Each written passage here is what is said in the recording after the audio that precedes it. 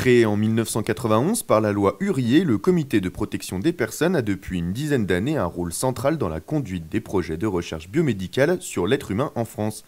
Son rôle est en effet de s'assurer que ces études respectent diverses mesures visant à assurer la protection des personnes participant à ces recherches. 2 collèges d'experts délibèrent sur la conformité ou non d'un projet de recherche dont les représentants d'usagers. Alors les représentants des usagers ont un rôle très important puisqu'on est beaucoup issus du corps médical, donc on connaît très bien la recherche.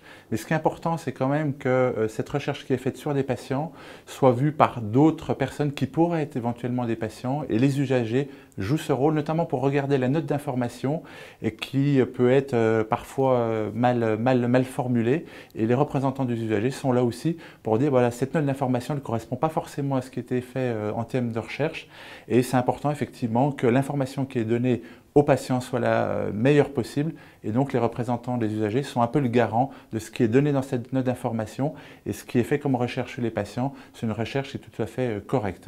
Il est aujourd'hui obligatoire d'avoir l'avis favorable de ce comité d'experts pour entamer une étude sur l'être humain. Entre professionnels médicaux et représentants d'usagers, l'important est que chacun puisse faire valoir ses opinions. Alors la voix des patients est respectée dans le sens où effectivement il y a une expertise médicale qui va juger de la méthodologie, du bénéfice-risque pour les patients, et les usagers seront là effectivement pour confirmer que s'ils étaient eux futurs patients, eh ben, c'est parfaitement lisible sur la note d'information, sur le projet, que ça ne pose pas de problème aux patients et que le projet puisse être fait et puisse démarrer. Un fonctionnement démocratique permettant d'avoir au sein du comité un regard sur les multiples facettes d'un projet de recherche, il n'en fallait pas moins pour assurer la sécurité des patients qui participeront à ces futures études. Notre rôle est d'apporter un regard naïf sur tous ces dossiers, contrairement aux médecins, pour voir si on peut appliquer ces nouveaux protocoles et cette nouvelle technicité sans mettre en danger la vie d'autrui. Et disons qu'on se compare un petit peu à ces malades et on met aussi en parallèle, ça pourrait être notre famille, nos enfants, nos parents. C'est difficile, oui, parce qu'on a du mal on voit que c'est important de le faire, mais il y a des fois on se dit c'est quand même c'est dur et on a quelquefois un petit doute, mais c'est le médecin qui vient et qui nous explique que si c'est utile. Voilà, si c'est vraiment utile. Du médical, de l'éthique, mais aussi du juridique. S'assurer que ces projets respectent les normes nationales et les standards européens fait également partie des prérogatives du comité. Une équipe donc pluridisciplinaire, des professionnels, des patients, débattant et délibérant en parfaite égalité, c'est aussi ça, la démocratie sanitaire, pour que ces projets qui font avancer chaque jour la recherche soient aussi transparents et sans risque que possible. Bien entendu, il faut s'assurer, parce que nous avons bien entendu des guides et des grilles de relecture qui sont imposées au sein du CPP, que tout est conforme. Tout d'abord pour assurer la sécurité des patients, c'est ce qui nous importe le plus, et s'assurer ensuite que l'étude va être conduite dans des conditions qui seront acceptables.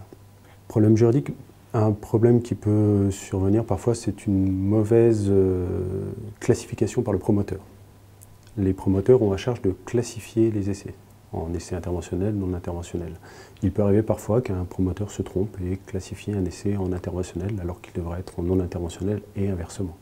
Donc là, à charge au CPP de notifier au promoteur qu'il doit revoir sa copie et donc, par exemple, le reclasser dans une autre catégorie de recherche.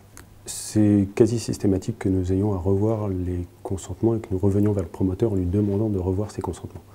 Pour la bonne et simple raison qui est la suivante, c'est qu'à ce jour, la plupart des promoteurs n'intègrent pas assez les patients dans cette écriture et cette relecture des consentements. Outre les détails, on va dire, juridico-techniques qui sont très factuels, souvent les consentements ne sont pas adaptés aux personnes qui vont devoir consentir à un essai clinique. Une réaction? Un témoignage? Commentez ce reportage sur dijonsanté.fr.